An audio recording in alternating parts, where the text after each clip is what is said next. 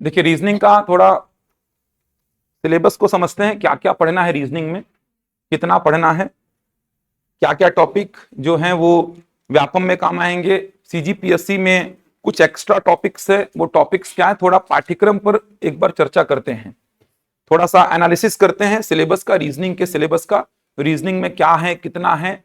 ये तो आपने देखा होगा रीजनिंग का थोड़ा वेटेज को बढ़ा दिया है व्यापम। अभी अमीन पटवारी का जो नया स्ट्रक्चर जारी किया उसमें रीजनिंग का 20 प्रश्न कर दिया है, 100 में 20 कर दिया है। पहले 150 में 15 क्वेश्चन थे, लेकिन अब उसको 100 में 20 कर दिया है। तो यही मान के चलिए आरआई में आने वाले, आरआई के एग्जाम में, पटवारी के एग्जाम में, इसके अलावा मंडी इंस्पेक्टर के एग्जाम में, सब में आपको रीजनिंग का बढ़ा हुआ वेटेज ही दिखाई देगा। और व्यापम ने नए स्ट्रक्चर के बाद ये भी थोड़ा सा एक जानकारी दे दी है कि मैथ्स और रीजनिंग का वेटेज को बढ़ा करके ही रखेगा। ये समझ आ रहा है? मैथ्स और रीजनिंग का वेटेज आपने देखा होगा, इससे पहले अभी जो पुलिस आरक्षक भर्ती हुई थी उसमें 100 में 50 प्रश्न थे मैथ्स और रीजनिंग के, 100 में 50 प्रश्न थे। इससे पहले जो पुलिस आरक्षक भर्ती हुई थी उसमें 100 में 4-5 प्रश्न थे बस मैथ्स और रीजनिंग के मिला करके। इस बार पुलिस आरक्षक भर्ती में 100 में 50 प्रश्न कर दिया मैथ्स और रीजनिंग के। इससे पहले नगर सैनिक का एग्जाम हुआ था, वहां पर भी 100 में 50 प्रश्न थे मैथ्स और रीजनिंग के। तो मैथ्स और रीजनिंग का वेटेज को बढ़ाता जा रहा है। अच्छा, एक बात यह भी देखने को मिली कि रीजनिंग का वेटेज को थोड़ा ज्यादा कर दिया है। समझना बात को, व्यापम का थोड़ा सा जो चल रहा है प्लानिंग, व्यापम के प्लानिंग को समझना थोड़ा। व्यापम में पहले आप देखेंगे ना, जो पहले एग्जाम हुए हैं, मतलब 2016, 17, 18, 19, उस साइड के व्यापम के दौर को देखेंगे तो गणित का वेटेज आपको ज्यादा दिखाई देगा, गणित का वेटेज। लेकिन व्यापम का जो अभी पिछले साल भर में जो चीजें देखने को मिली, वहां पर रीजनिंग के वेटेज को बढ़ाता जा रहा है। अब इसी को देख लो, जैसे अमीन पटवारी का जो नया स्ट्रक्चर आया है, अमीन पटवारी वाले स्ट्रक्चर को देखेंगे आप, और अमीन पटवारी का जो स्ट्रक्चर आया है, इससे यह भी क्लियर हो रहा है कि अमीन पटवारी के स्ट्रक्चर से यह भी क्लियर है कि यही स्ट्रक्चर पूरा पूरा आरआई के एग्जाम में भी रहेगा। आरआई मतलब रेवेन्यू इंस्पेक्टर, ये होगा, कंफर्म है कि अगले 1 साल 2 साल के अंदर ये भर्ती होनी तय है, क्योंकि 175 से ऊपर पद खाली हैं इसके अभी। और ये भर्ती पिछले 4 साल से बोल रहे हैं होगी होगी, बहुत अच्छा पद है, पटवारी के बाद प्रमोट होकर आप आरआई बनते हैं। यही स्ट्रक्चर पटवारी में भी काम आएगा। पटवारी मतलब राजस्व पटवारी की बात कर रहा हूं मैं, रेवेन्यू वाला जो पटवारी होता है उसकी बात कर रहा हूं मैं। 800 से ऊपर पद पटवारी के खाली हैं अभी। यही स्ट्रक्चर मंडी इंस्पेक्टर में काम आएगा। तो अमीन पटवारी में जो स्ट्रक्चर अभी व्यापम ने जारी किया है, वही पूरा का पूरा कॉपी होगा आरआई, पटवारी, मंडी इंस्पेक्टर इन एग्जाम्स में। इसके अलावा कुछ और एग्जाम्स जैसे फूड इंस्पेक्टर होता है, लेबर इंस्पेक्टर होता है। तो यहां पर भी नया स्ट्रक्चर जब जारी होगा तो देखना मैथ्स और रीजनिंग का वेटेज को बढ़ाता हुआ जारी होगा स्ट्रक्चर।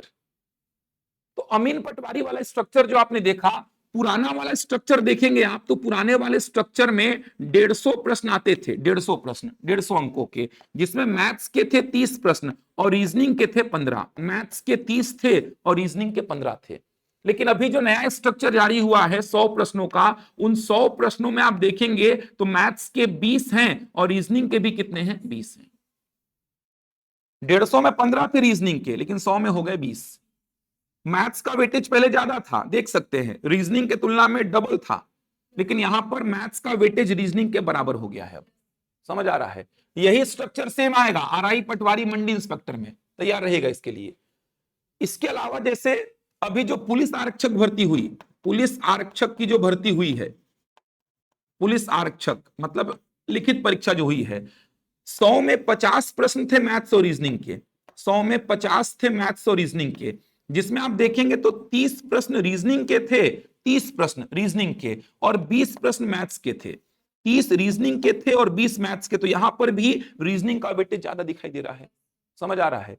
सेम यही नगर सैनिक में था, सेम यही आप देखेंगे तो नगर सैनिक में था। नगर सैनिक में भी 100 में 50 प्रश्न मैथ्स और रीजनिंग के थे, जिसमें 30 रीजनिंग के थे और 20 मैथ्स के थे।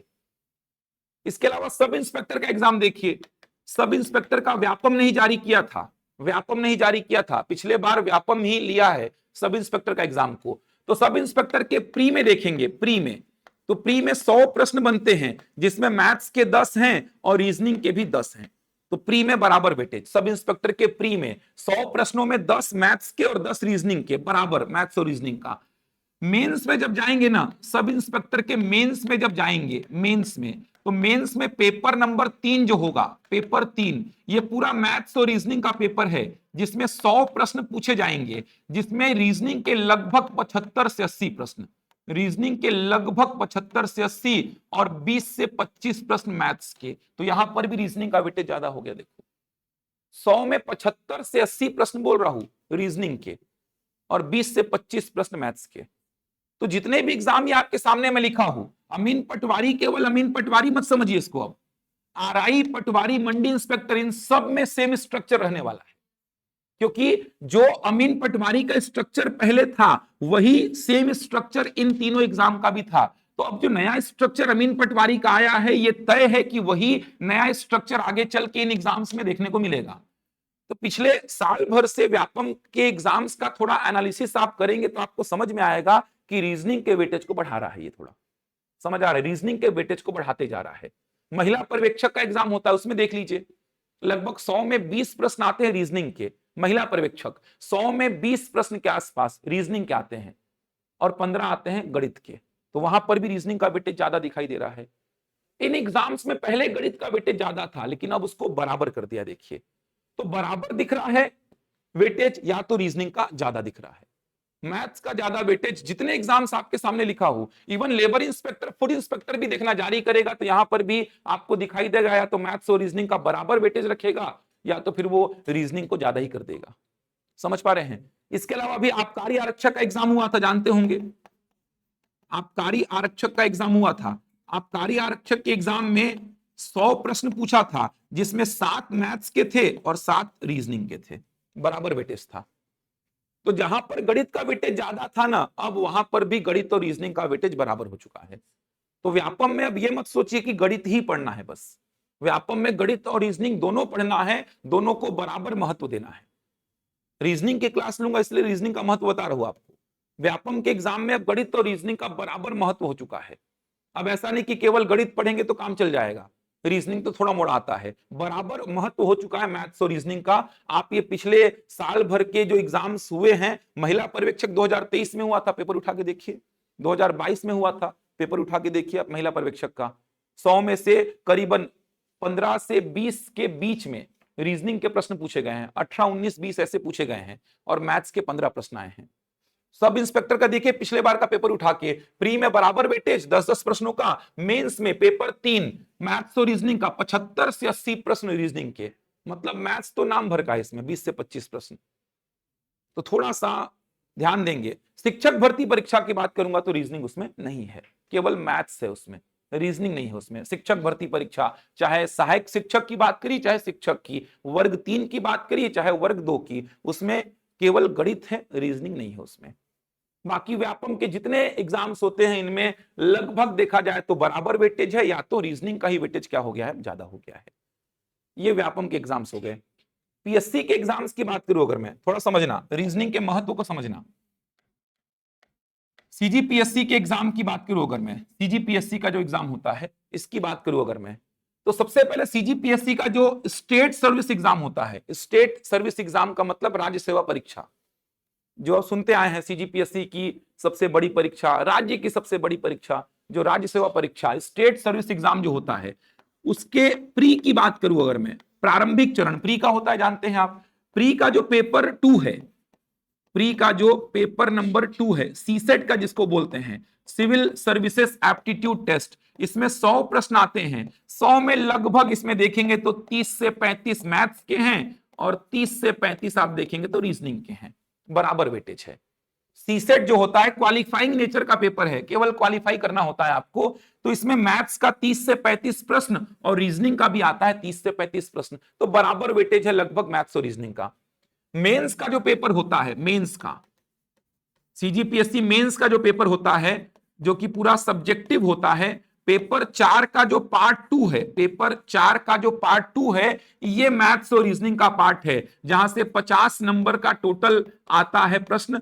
यहां पर आप देखेंगे तो मुश्किल से 10 नंबर के आसपास, 10 से 12 नंबर का बस रीजनिंग आता है, और बचा मान लो 40 से, देखा जाए तो मान के चलिए 42 38 नंबर के आसपास, जो भी मान के चलिए, ये पूरा का पूरा मैथ्स आता है।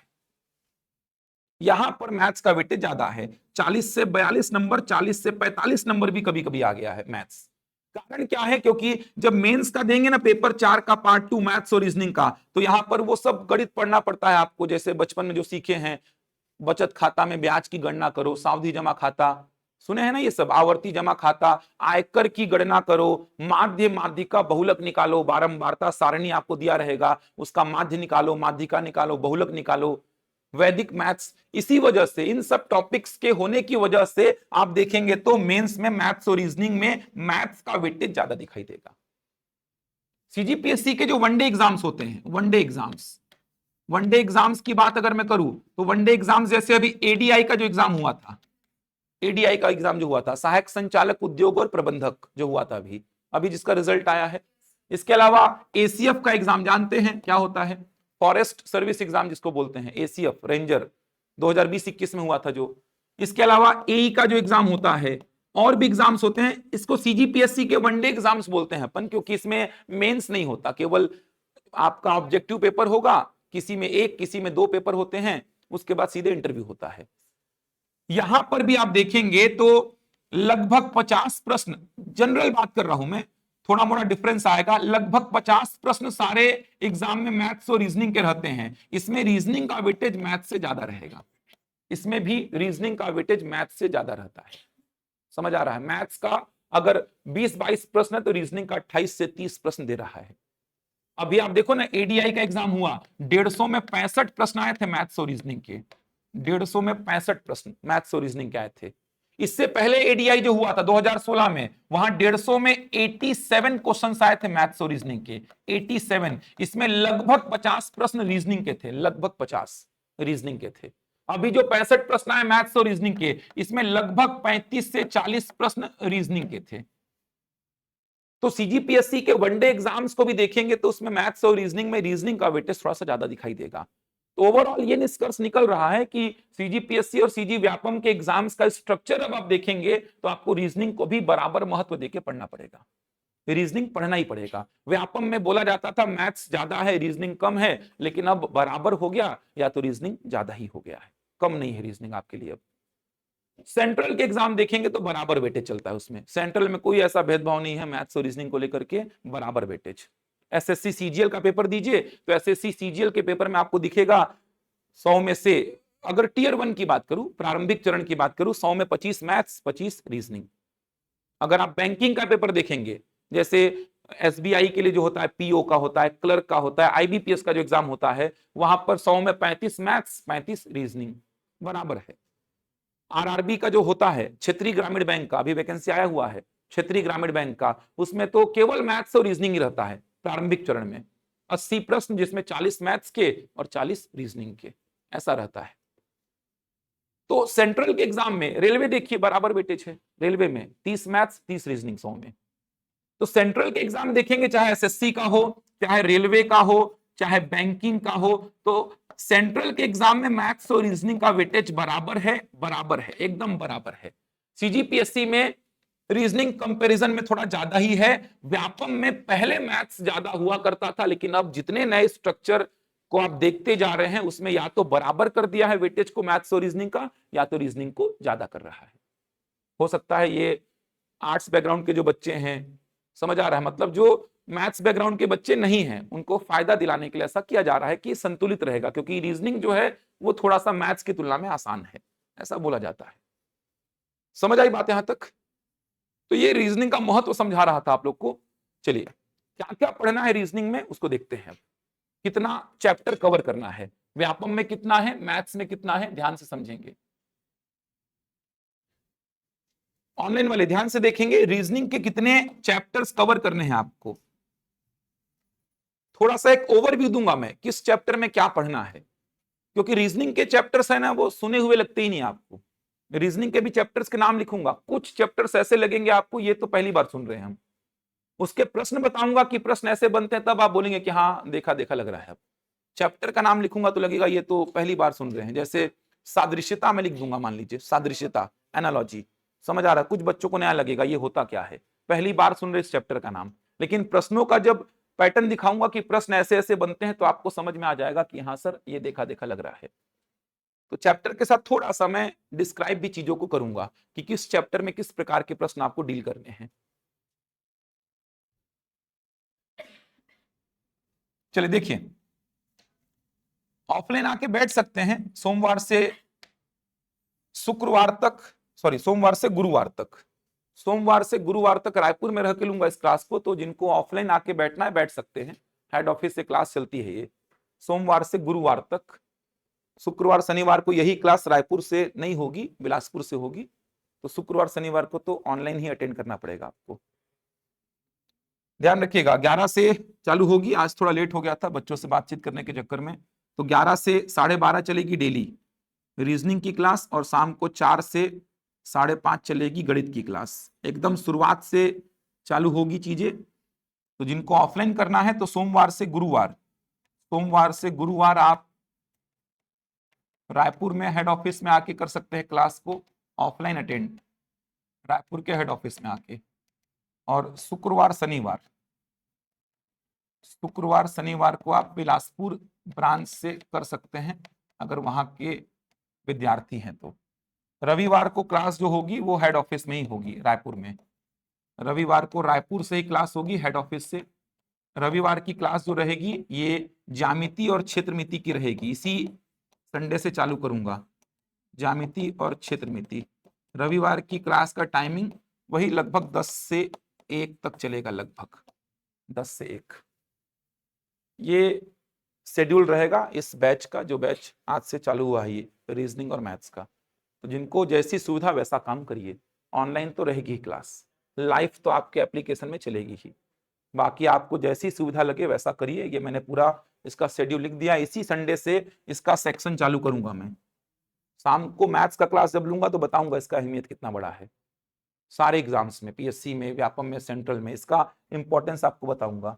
लगभग ये 20 घंटा लगता है मेरे को खत्म करने में, लगभग 20 घंटा ज्यामिति और क्षेत्रमिति। तो संडे को 3-4 घंटे क्लास लूंगा, तो लगभग 4-5 संडे अगर रेगुलर क्लास अटेंड करेंगे तो खत्म हो जाएगा ये। और ये खत्म होना मतलब बहुत बड़ा टेंशन दिमाग से खत्म होना होता है, क्योंकि 20 में लगभग 5 प्रश्न आएगा, कम से कम 5, 30 में तो 8-8 प्रश्न आए हैं। 20 में जो अमीन पटवारी देंगे 20 में लगभग 5 प्रश्न आएगा। यहाँ से नहीं पढ़ेंगे तो नहीं बनेगा ये, पढ़ने के बाद भी नहीं बनता है बहुत सारे बच्चों से। तो नहीं पढ़ने में तो सोचिए ही मत कि बना पाएंगे आप, पढ़ने के बाद भी बहुत मुश्किल करता है ये। लेकिन एकदम बेसिक चीजें समझाऊंगा, मतलब इतना बेसिक से पढ़ाता हूं मैं, इवन एक एक फॉर्मूले बताऊंगा आपको कि बेलन का आयतन का फॉर्मूला कैसे जनरेट होता है, आयतन का मतलब क्या, क्षेत्रफल का मतलब क्या, परिमाप का मतलब क्या। देखना कितना आसान लगेगा आपको ये। बिलासपुर में अभी खत्म किया उद्देश्य इसको, पिछले 1-2 संडे छोड़ दीजिए तो इसको खत्म किया था मैं। करीबन 15 से 20 घंटे कम से कम लगेंगे इसको खत्म करने में, लेकिन वेटेज बहुत बड़ा है। आप कोई भी एग्जाम दीजिए, सारे एग्जाम में इसका वेटेज है। इवन सीजीपीएससी के एग्जाम में 5-6 प्रश्न आते हैं इसमें। ये पूरा शेड्यूल रहेगा, तो आप देख लीजिए, आपको जैसे ठीक लगे वैसे क्लास को अटेंड करिए। ऑनलाइन लाइव तो चलेगा ही, ऑफलाइन करना चाहते हो तो ऑफलाइन भी आके करिए। चलिए रीजनिंग की बात करते हैं। रीजनिंग में क्या क्या पढ़ना है, कितना है।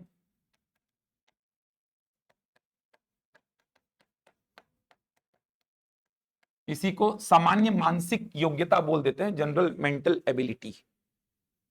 सामान्य मानसिक योग्यता इसी को बोलते हैं। श्रेया शर्मा वही समझा रहा हूं, एक बार समझिए। अमीन पटवारी में कितना है, अमीन पटवारी से पहले हो जाएगा कि नहीं, वो सारी बातें करूंगा मैं अभी। एक बार सिलेबस पे चर्चा करूंगा, शाम वाले क्लास में मैथ्स के सिलेबस पे चर्चा करूंगा। थोड़ा समझेंगे सिलेबस को, एनालिसिस करेंगे, तब तो समझ में आएगा कि अमीन पटवारी से पहले संभव है कि नहीं है पूरा। रीजनिंग के टॉपिक्स देखिए। सबसे पहला टॉपिक जो कि बहुत इंपॉर्टेंट है उसको बोलते हैं सांकेतिक भाषा। सांकेतिक भाषा इंग्लिश में इसको बोलते हैं कोडिंग डिकोडिंग। कोडिंग डिकोडिंग, सांकेतिक भाषा इंग्लिश में इसको कोडिंग डिकोडिंग बोलते हैं। अब ये चैप्टर कैसा आप जानती हैं, इसमें प्रश्न कैसे आते हैं, कोड को क्या करना है, डिकोड। बहुत सारे प्रश्न बनेंगे इसमें, प्रश्नों का कोई सीमा ही नहीं है इसमें, प्रश्नों का वेरिएशन भी बहुत ज्यादा आता है इसमें। लगता आसान है लेकिन सबसे टफ चैप्टर्स हैं ये सब जो लिखने वाला हूं भी। 5-6 चैप्टर जो लिखने वाला हूं सबसे टफ चैप्टर है। एक बार मैं कुछ चैप्टर्स लिख रहा हूं उसके बाद मैं समझाऊंगा। दूसरा चैप्टर है अंग्रेजी वर्णमाला। अंग्रेजी वर्णमाला, इंग्लिश अल्फाबेट बोलते हैं इसको, इंग्लिश अल्फाबेट। तीसरा जो चैप्टर है इसको बोलते हैं अपन श्रेणी, सीरीज, सीरीज। चौथा जो चैप्टर है इसको मैं बोल रहा हूं सादृश्यता, सादृश्यता, एनालॉजी। पांचवा चैप्टर है वर्गीकरण, वर्गीकरण, इसको बोलते हैं क्लासिफिकेशन, क्लासिफिकेशन। छठवां चैप्टर है आपका लुप्त पद, लुप्त पद, मिसिंग टर्म। ये 6 चैप्टर लिखिए पहले। ये 6 चैप्टर पढ़ लिए तो आपका टेंशन खत्म रीजनिंग का। समझ आ रहा है? टेंशन जो देंगे आपको, सबसे ज्यादा परेशान जो करेंगे ये 6 चैप्टर हैं जो सबसे ज्यादा परेशान करेंगे आपको रीजनिंग में। और यही 6 चैप्टर शुरुआत में कवर करूंगा मैं। सबसे ज्यादा परेशान करने वाले चैप्टर्स हैं ये। सांकेतिक भाषा मतलब कोडिंग डिकोडिंग, अंग्रेजी वर्णमाला मतलब इंग्लिश अल्फाबेट, श्रेणी मतलब सीरीज, सादृश्यता मतलब एनालॉजी, वर्गीकरण का मतलब क्लासिफिकेशन और लुप्त पद का मतलब मिसिंग टर्म। सबसे ज्यादा जो प्रॉब्लम क्रिएट करेंगे आपको वो चैप्टर ये 6 हैं। समझ आ रहा है? पहले इनके वेटेज की बात करता हूं मैं। पिछले बार का अमीन पटवारी का पेपर देखना आप तो आपको समझ में आएगा। 15 प्रश्नों में लगभग 10 प्रश्न आए थे इन 6 चैप्टर से।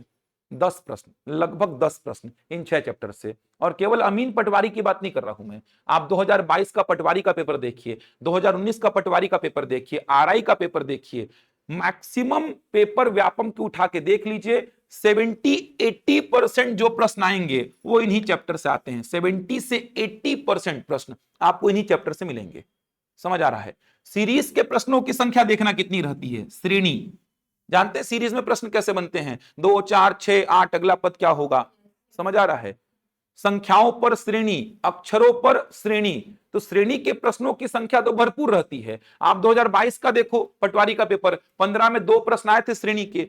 19 का पेपर देखो, 15 में 4 प्रश्न आए थे श्रेणी के। आप अमीन पटवारी का पेपर देखिए 2017 वाला, 3 से 4 प्रश्न श्रेणी के आए थे। 3 से 4 प्रश्न 15 में। तो आप ये मान के चलिए कि 70 से 80%, 70 से 80% जो क्वेश्चंस आते हैं वो इन 6 चैप्टर से आते हैं। 70 से 80% बोल रहा हूं मैं। समझ आ रहा है? मतलब आप अगर 15 प्रश्न देख रहे हैं व्यापम के तो 10 प्रश्न लगभग यहां से आ जाते हैं। आप सीजीपीएससी प्री का पेपर उठाइए, रीजनिंग के 35 प्रश्न अगर आ रहे हैं तो लगभग 20 प्रश्न, 15 प्रश्न आपको इन्हीं 6 चैप्टर से मिलेंगे। लगभग 15 से 20 प्रश्न 35 में इन 6 चैप्टर से मिलेंगे। आप 2016-17 वाला एडीआई का पेपर उठा लीजिए, आप एसीएफ का 2020-21 वाला पेपर उठा लीजिए, आप इस बार का एडीआई का पेपर उठा लीजिए। रीजनिंग के प्रश्न जितने भी आते हैं उसमें लगभग 70 से 80% प्रश्न जो हैं वो इन 6 चैप्टर से आते हैं। ये 6 चैप्टर पढ़ लिए तो आपका टेंशन आधा से ज्यादा खत्म, आधा से ज्यादा टेंशन खत्म। आप इन 6 चैप्टर्स में केवल और केवल लॉजिक ढूंढते हैं, इसीलिए चैप्टर कठिन है। ये केवल लॉजिक ढूंढने का काम चलेगा इसमें, केवल लॉजिक ढूंढने का। इसीलिए ये चैप्टर बहुत ज्यादा कठिन है, क्योंकि इसमें कोई ऐसा नहीं कि आपको एक शॉर्टकट बता दूं मैं, उस शॉर्टकट से प्रश्न बन जाएगा। शॉर्टकट है ही नहीं इनमें कुछ। इनमें अप्रोच है। इन 6 चैप्टर में केवल अप्रोच है। मेरे पास कोई एक ऐसा तरीका नहीं है जो मैं आपको बता दूं और आप कोडिंग डिकोडिंग के सारे प्रश्न लगा दें। ऐसा कोई तरीका ही नहीं है। मेरे पास ऐसा कोई तरीका नहीं है जो मैं आपको बता दूं और आप श्रेणी के सारे प्रश्नों को बना लें। कोई तरीका नहीं है, किसी के पास नहीं है पूरे भारत में, भारत क्या पूरे विश्व में किसी के पास ऐसा कोई तरीका नहीं है जो आपको बताए और कोडिंग डिकोडिंग में लगाते जाओ, आंसर निकालते जाओ। ऐसा कोई तरीका ही नहीं है। ऐसा कोई तरीका ही नहीं है जो श्रेणी के सारे प्रश्नों में लग जाए। ऐसा कोई तरीका ही नहीं है जो एनालॉजी के सारे प्रश्नों में लग जाए। लुप्त पद जानते ही हैं आप कितना खतरनाक चीज है ये। लॉजिक ढूंढो, डब्बा बना देगा, एक तो पद मिसिंग कर देगा और बोलेगा बताओ वो क्या होगा। लॉजिक ढूंढो आप। आपको एक तरीका थोड़ी है मेरे पास कि मैं आपको बता दूं और आप मिसिंग टर्म के सारे प्रश्नों को लगा देंगे। यही कारण है कि ये 6 के 6 चैप्टर सबसे ज्यादा टफ हैं। सबसे ज्यादा टफ ये 6 के 6 चैप्टर हैं। केवल लॉजिक ढूंढने का काम होगा इसमें। सबसे ज्यादा प्रश्न यहां से आते हैं, इसीलिए बहुत सारे बच्चे मेरे को बोलते हैं रीजनिंग आसान है, लेकिन मैं अपने अंदर ही अंदर जानता हूं कि रीजनिंग मैथ से भी टफ है। समझ आ रहा है? बच्चे बोलते हैं, मैं भी हाँ में हाँ मिला देता हूं। मैं बोला भी था अभी शुरुआत में आप लोगों को कि रीजनिंग आसान है, आर्ट्स बैकग्राउंड वाले बच्चे जो हैं, बायो वाले बच्चे जो हैं, उनके लिए रीजनिंग बढ़ाते जा रहा है, लेकिन उतना ही खतरा पैदा करते जा रहा है।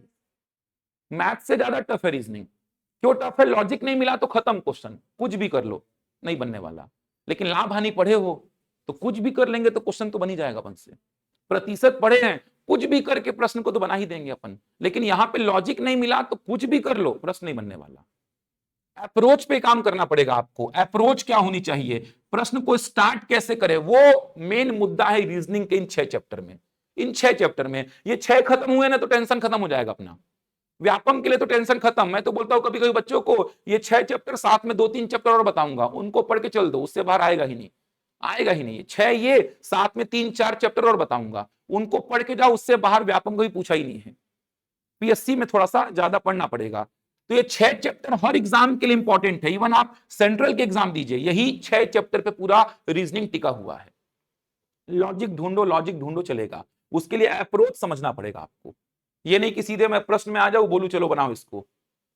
इसको फैकल्टीज पढ़ाते ही नहीं है। मैं बहुत सारी कोचिंग संस्थाएं देखा हूं, फैकल्टीज पढ़ाते हैं, यूट्यूब में वीडियोस देखते रहता हूं मैं, बच्चे मिलते हैं बताते हैं। इन 6 चैप्टर को छोड़ के बच्चों को सब पढ़ा दिया जाता है। उनसे जब जाके पूछो कि एनालॉजी पढ़े हो, वो जानते नहीं क्या होता है ये। कोडिंग डिकोडिंग 1 घंटा में खत्म हो गया। अरे कोडिंग डिकोडिंग मेरा 7 घंटा चलता है, ये दोनों मिला करके 7 से 8 घंटा चलता है मेरा, दोनों मिला के, बल्कि ज्यादा ही चलता होगा। 8 घंटा कम से कम बोल रहा मेरा, ये दोनों मिला के चलता है। 10 घंटा पहुंच जाता होगा दोनों मिला के मेरा ये। और लोगों से पूछो, बच्चों से पूछो तो बोलते 1 घंटा में खत्म हो गया है कोडिंग डिकोडिंग हमारा। संभव ही नहीं है ये, अप्रोच ही नहीं सीखे हैं। अप्रोच पे पूरा काम करना है, समझना, प्रश्नों का पैटर्न समझना। आप ये चैप्टर तो सुना सुना लग रहा होगा ना, कोडिंग डिकोडिंग। कैसे प्रश्न आते हैं इसमें? कोडिंग डिकोडिंग में कोड को डिकोड करना। अब कोड को डिकोड करने के लिए जैसे मान लो मैं एक शब्द बोला आपको आंसर, मैं एक शब्द आपको आंसर बोला और इसका कोड ऐसा कर दिया, ये देखिए ऐसा कर दिया, आंसर का कोड ऐसा कर दिया और मॉडर्न का कोड आपसे पूछ रहा हूं। मैं प्रश्न का पैटर्न समझा रहा हूं, आंसर निकालने के पीछे मत जाना, प्रश्न के पैटर्न को समझा रहा हूं। आंसर का कोड ये लिखा और मॉडर्न का कोड मैं आपसे पूछ लिया। शब्द का कोड किसमें किया? शब्द में किया हूं। वर्ड का कोड वर्ड में ही किया हूं। समझ आ रहा है? आंसर का कोड ये किया, तो आपको करना क्या है? कोड को डिकोड। कैसे आपने आंसर के कोड को ऐसा लिखा, क्या लॉजिक है इसके पीछे, क्या कोड है, कोड को क्या करना है? डिकोड, और उसी कोड को फिर इसमें लगा देना है। इसी प्रश्न को और ऐसा लिख सकता हूं, देखो मैं आंसर का कोड इस बार मैंने क्या लिख दिया? 80। ऐसा, ये देखो आंसर का कोड 80 लिखा, तो मैं पूछ लिया आपसे मॉडर्न का कोड। ये देखिए आंसर का कोड 80 लिख के मैं आपसे क्या पूछा? मॉडर्न का कोड। इस बार शब्द का कोड किसमें किया? संख्या में किया। समझ आ रहा है? वैरायटी बता रहा हूं आपको मैं। ये देखिए और बता रहा हूं इसी में, आंसर का कोड मैंने कैसा किया? ये देखिए आंसर का कोड मैंने ऐसा किया 26 5 10 5 22 9। आंसर का कोड मैंने ऐसा किया और मॉडर्न का कोड पूछ लिया। अब जितने लोग बैठे हो ना, ये प्रश्न को सॉल्व करके बता दोगे तो मान जाऊंगा मैं कि आंसर का कोड मैंने ऐसे कैसे कर दिया है सर। इतना कॉम्प्लिकेटेड कोडिंग किया है मैंने इसमें। पीएससी 2021 में पूछा था इस वैरायटी का कोडिंग, इतना कॉम्प्लिकेटेड कोडिंग है, इससे भी टफ पूछा है। तो ये वैरायटी बता रहा हूं मैं, बनाने के पीछे मत जाइए, वैरायटी बता रहा हूं मैं कि शब्द का कोड शब्द में किया, देख पा रहे हैं, शब्द का कोड संख्या में किया, शब्द का कोड बहुत सारे अंकों में कर दिया है, अंकों में, बहुत सारे अंकों में कर दिया। समझ आ रहा है? ये कोडिंग डिकोडिंग के प्रश्न हैं। और प्रश्न आते हैं, ये देखे होंगे, लाल को सफेद कहा जाए, सफेद को काला, काला को पीला, पीला को गुलाबी, गुलाबी को हरा, हरा को नीला। समझ आ रहा है? तो बताओ तोता किस रंग का होता है? ऐसे प्रश्न आते हैं। ये आसान है, ये आसान है। सफेद को लाल, लाल को पीला, पीला को हरा, हरा को नीला, नीला को गुलाबी। तो बताओ रक्त का रंग कैसा होता है? ये आसान वैरायटी है, ये भी आएगा यहां पर। चाइनीज कोडिंग करके एक आता है इसमें, बहुत इंपॉर्टेंट, चाइनीज कोडिंग बोलते हैं जिसको, चाइनीज कोडिंग बोलते हैं, बहुत इंपॉर्टेंट सेक्टर है ये चाइनीज कोडिंग। चाइनीज कोडिंग में क्या होता है? एक पूरा स्टेटमेंट लिखेगा जनवरी इज कूल मंथ, जैसे ऐसे बहुत सारी स्टेटमेंट दे देगा, जनवरी इज कूल मंथ, और इसके बारे में बता देगा, इसको क्या लिखते हैं, JAPBCD, ऐसा समझ आ रहा है, AA ऐसा लिख देगा। जनवरी इज कूल मंथ का कोड ये है, ऐसे 3-4 स्टेटमेंट दे देगा आपको। उसके बाद एक एक वर्ड का आपसे कोड पूछेगा, चाइनीज कोडिंग बोलते हैं इसको, चाइनीज कोडिंग। तो अच्छे प्रश्न है, ये भी बनते हैं। टेबल बना के देगा पूरा, ऐसा टेबल बना के दे देगा, ऊपर आपको दिए रहेंगे कुछ शब्द, नीचे उनके कोड, उसके बाद कुछ कंडीशंस दे देगा, शर्तें दे देगा, उन शर्तों को पढ़ करके प्रश्नों के उत्तर देने हैं। तो वैरायटी बहुत सारा है, एक ओवरव्यू दे रहा हूं मैं कि सांकेतिक भाषा में प्रश्न कैसे बनते हैं। समझ आया ये कोडिंग डिकोडिंग। अंग्रेजी वर्णमाला थोड़ा आसान चैप्टर है, ये आसान बोल सकता हूं मैं, इसमें दिक्कत नहीं आएगी, ये बहुत आसान है। आसान क्या, बहुत आसान है ये। अंग्रेजी वर्णमाला में प्रश्न कैसे आएंगे, मैं बोला कोई शब्द है आंसर, इसके अक्षरों को अंग्रेजी वर्णमाला के क्रम में जमाइए और बताइए कितने अक्षरों का स्थान अपरिवर्तित है। मतलब इसके जो अक्षर है उनको कैसे जमाना है अंग्रेजी वर्णमाला के क्रम में, पहले ए आता है तो ए लिखिए, उसके बाद कौन आएगा, ई आएगा, ऐसे क्रम से जमाइए, कितने अक्षरों के स्थान अपरिवर्तित हैं ये देखना है। समझ पा रहे हैं। और प्रश्न कैसे आएंगे, आंसर में ऐसे कितने अक्षरों के पेयर आप बना सकते हैं, आंसर में अक्षरों के पेयर कितने बना सकते हैं जिनमें अक्षरों के बीच की दूरी वही हो जो अंग्रेजी वर्णमाला में होती है। और प्रश्न कैसे आएंगे, आंसर के अक्षरों का यूज करके इनमें से कौन सा शब्द आप बना सकते हैं, कौन सा शब्द आप नहीं बना सकते हैं। 5-6 वर्ड आपको दिए रहेंगे, बोलेगा इनको जमाइए अंग्रेजी डिक्शनरी में। 6 शब्द आपको दे देगा, 6 अलग अलग शब्द दे देगा, बोलेगा इनको डिक्शनरी में जमाइए, मतलब शब्दकोश में इनको अरेंज करिए, पहले कौन बाद में कौन। बहुत वैरायटी है इसमें, लेकिन आसान है ये। आंसर के शुरुआत के 3 अक्षरों को पलट दिए, उसके बाद अगले 3 अक्षरों को पलट के जमा दिए, तो बताओ दाएं से चौथा कौन होगा, बाएं से तीसरा कौन होगा, यही सब पूछेगा। तो बहुत सारा है वैरायटी, लेकिन आसान है। श्रेणी सबसे ज्यादा समस्या क्रिएट करता है, श्रेणी सबसे प्रॉब्लम क्रिएट करेगा श्रेणी के प्रश्न कैसे आते हैं ध्यान से समझना। श्रेणी के प्रश्न एक आते हैं संख्याओं पर आधारित, ये देखिए ऐसा बोल दिया कि 2 4 6 8 10, तो अगला कौन सा होगा। समझ आ रहा है। इतना आसान तो पूछेगा नहीं, बस मैं वैरायटी समझा रहा हूं। इतना आसान नहीं पूछेगा कि 2 4 6 8 10 तो अगला 12, इतना आसान तो पूछेगा नहीं यार, वैरायटी समझा रहा हू। संख्याओं पर आधारित प्रश्न हो गया ये। अक्षरों पर आधारित प्रश्न आएगा, ये देखिए अक्षरों पर BZ VY CX DW, तो नेक्स्ट क्या होगा, ये हो गया संख्याओं पर आधारित और ये हो गया अक्षरों पर आधारित। समझ आ रहा है। ये हो गया 2 वैरायटी। इसके अलावा गलत को छाटिए में कैसा प्रश्न आएगा, जैसे 2 4 6 8 11 12, इसमें बोलेगा ये एक श्रेणी लिखी गई है, इसमें असंगत पद को छाटिए, असंगत पद को छाटिए। मतलब एक लॉजिक से ये सीरीज आगे बढ़ रही होगी, अब इस सीरीज में एक पद क्या है, गलत है, उस गलत पद को छाटिए।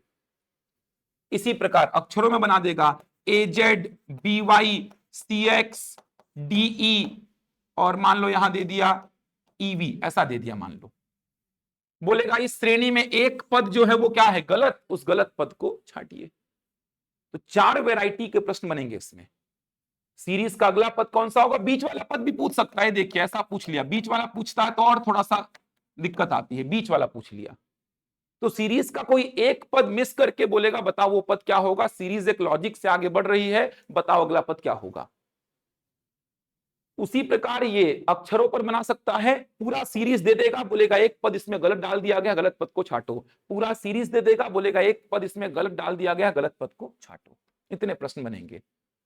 अब इसमें आपको अप्रोच बनाना पड़ेगा, ऐसा नहीं कि चालू हो गए प्रश्न को देखना, अप्रोच बनाना पड़ेगा। जैसे एक प्रश्न मैं आपके सामने लिखता हूं, देखना एक प्रश्न मैं आपके सामने लिखता हूं, 3 लिख दिया, 10 लिख दिया, 29 लिख दिया, 66 लिख दिया, 127, 216 नहीं 218 लिखो इसको, 218 क्वेश्चन मार्क। ध्यान से समझना, ये मैंने एक सीरीज का प्रश्न आपके सामने लिखा, पूरे रीजनिंग का एनालिसिस बता रहा हूं आपको, एक पिक्चर पूरा क्लियर हो जाएगा आपके दिमाग में रीजनिंग को लेकर के। आज ये मैंने एक प्रश्न दिया, अच्छा प्रश्न बहुत बार आया है ये प्रश्न।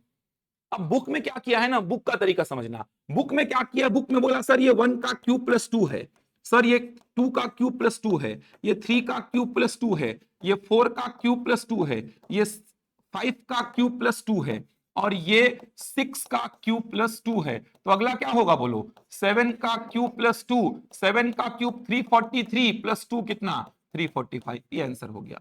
बुक में ऐसा दिया है। देखने में तो अच्छा लग रहा है, ये लगने में आसान लग रहा है ये, लेकिन क्या आप सोच पाएंगे इस चीज को एग्जाम में? वो मैटर करेगा। तो आप एग्जाम में इस चीज को सोच ही नहीं पाएंगे। समझ आ रहा है? आप एग्जाम में कैसे सोच पाएंगे बताओ मेरे को? सर दिमाग में कैसे आएगा मेरे कि ये 1 का क्यूब प्लस 2 है, ये 2 का क्यूब प्लस 2, 3 का क्यूब प्लस 2, 4 का क्यूब प्लस 2, 5 का क्यूब प्लस 2, 6 का क्यूब प्लस 2, तो नेक्स्ट होगा 7 का क्यूब प्लस 2। ये दिमाग में मेरे नहीं आएगा। बच्चों का बर्बाद इसीलिए है ये चैप्टर, क्योंकि बच्चे सोचते हैं बुक में देखे पीछे, अच्छा ये है बहुत आसान प्रश्न था, ऐसे उनको सारे प्रश्न आसान लग जाते हैं रीजनिंग में, खास करके इन 6 चैप्टर के। कोडिंग डिकोडिंग का प्रश्न फंस गया, पीछे पलटा, अच्छा ये कोड था, खत्म क्वेश्चन। अरे मेन तो वही था ना यार, कोड को ढूंढना, उस चीज को पीछे पलटा के देख ले तो प्रश्न में बचेगा क्या?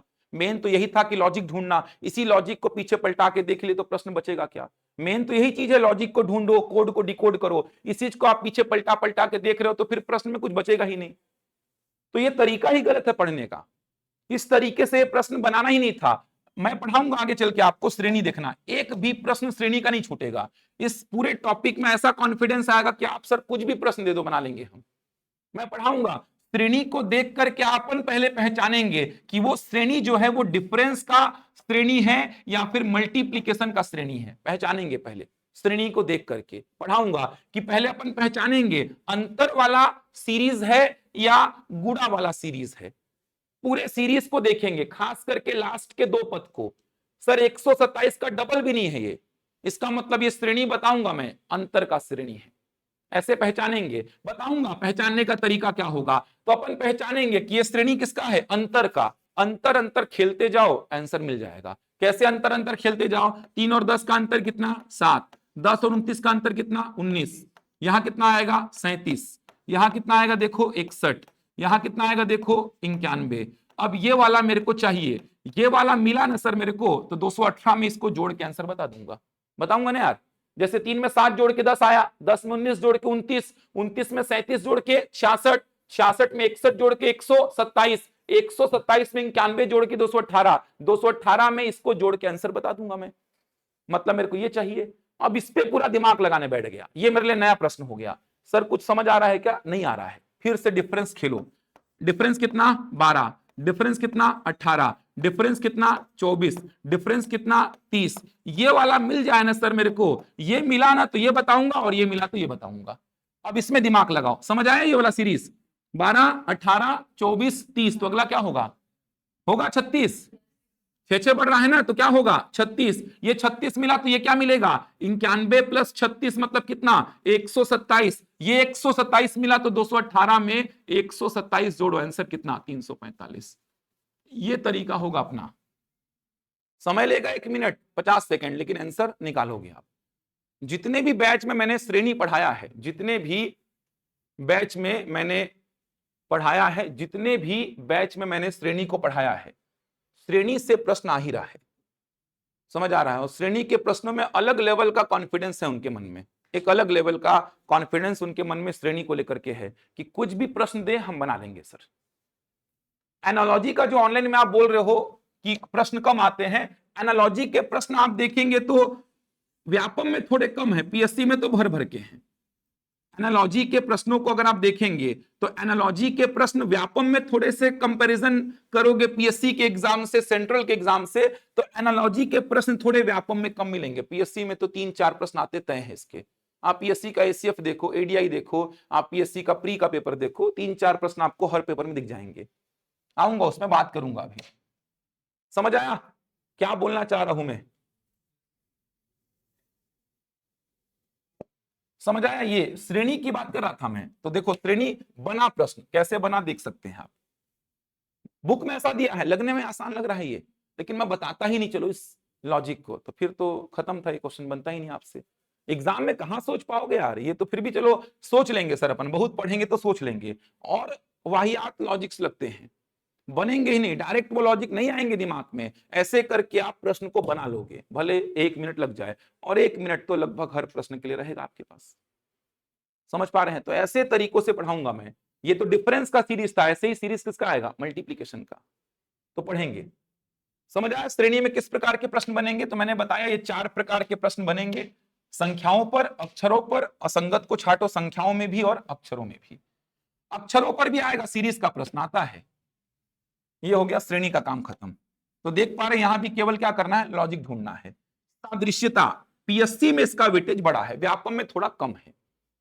व्यापम में थोड़ा कम है, पीएससी में इसका वेटेज जो है वो थोड़ा बड़ा है। सादृश्यता के प्रश्न कैसे आते हैं, ध्यान से समझना।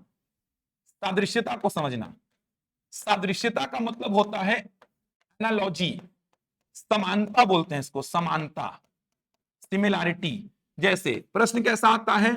5 का संबंध 7 से है जिस प्रकार, उसी प्रकार 9 का संबंध किससे होगा? ये प्रश्न होता है सादृश्यता का। समझ पा रहे हैं? ये चिन्ह होता है सादृश्यता का, इस चिन्ह को बोलते हैं सादृश्यता का चिन्ह, एनालॉजी का चिन्ह। ये बताता है कि लेफ्ट हैंड साइड संख्याओं में जैसा संबंध है वैसा ही संबंध होना चाहिए right hand side. Left hand side के संख्याओं में जैसा संबंध है वैसा ही संबंध राइट हैंड साइड होना चाहिए। तो जिस प्रकार 5 का संबंध किससे है? 7 से, उसी प्रकार 9 का संबंध किससे होगा? जो नहीं पढ़े ना वो 11 ही बोलते हैं, जो इस चैप्टर को पहली बार देख रहे हैं। वो समानुपात तो लगाना ही नहीं है, वो समानुपात अलग चिन्ह है, वो तो नहीं, तेरा भी नहीं है, तेरा भी नहीं होगा। वो समानुपात जो है ना, वो तो अनुपात समानुपात गणित में पहुंच गए आप, समानुपात का चिन्ह बोल रहे हो आप इसको। यही तो है, पहली बार पढ़ने वाले बच्चे ही सब करते हैं इसको। पहली बार पढ़ने वाले बच्चे इसका आंसर 11 बोलते हैं। पहली बार पढ़ने वाले बच्चे बोलते हैं कि इसको सर ऐसा करो, देखो ये हो गया 5/7 बराबर 9/x, तो यहां से x का वैल्यू आ गया 63/5। पहली बार पढ़ने वाले बच्चे बोलते हैं कि 5 में 2 जोड़ो 7 आया, 9 में 2 जोड़ो 11 आया। हाँ समझ आ रहा है? लॉजिक ढूंढने हैं। मैंने क्या लॉजिक लगाया पता है? 5 का वर्ग कितना? 25, और 25 के अंकों का योग कितना? 7। तो वैसे ही 9 का वर्ग कितना? 81, और 81 के अंकों का योग कितना? 9। तो आंसर क्या होगा? 9। समझ आ रहा है? अब तुक्का भी मारते तो सबसे पहले तो 9 को ही काट देते, आपकी 9 तो नहीं छोगा। तुक्का भी मारते तो सबसे पहले 9 को काटते, आप काटते ना 9 को, कि सर 7 5 के साथ संबंध में है तो 9 के साथ 9 तो नहीं छोगा सर, इसको तो हटाओ। तुक्का मारने में सबसे पहले हटाते किसको? 9 को, और हटाते उसी को जो आंसर है। ये जो आप लोग बोले ना 5 में 2 जोड़ो 7, 9 में 2 जोड़ो 11, ऐसा सोचना भी क्राइम है इस चैप्टर में। ऐसा सोचना भी क्राइम है बोल रहा है इस चैप्टर में। इस चैप्टर में ऐसा सोचे मतलब आपका ये दर्शा दिया कि इस चैप्टर को आप कभी सुने ही नहीं हो, कभी देखे ही नहीं हो, कभी पढ़े ही नहीं हो।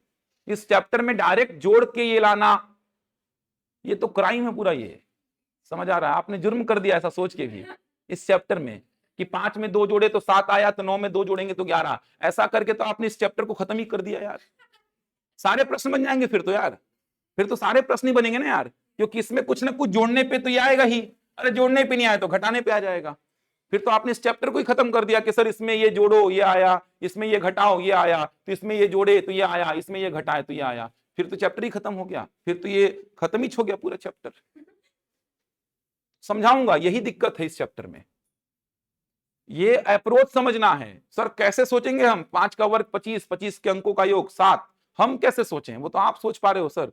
जो आप लोग 11 बताए तो ऑप्शन में भी नहीं होता भाई, 11 तो ऑप्शन में भी नहीं रहता। समझ आ रहा है? कैसे सोचें, अप्रोच बोल रहा हूं।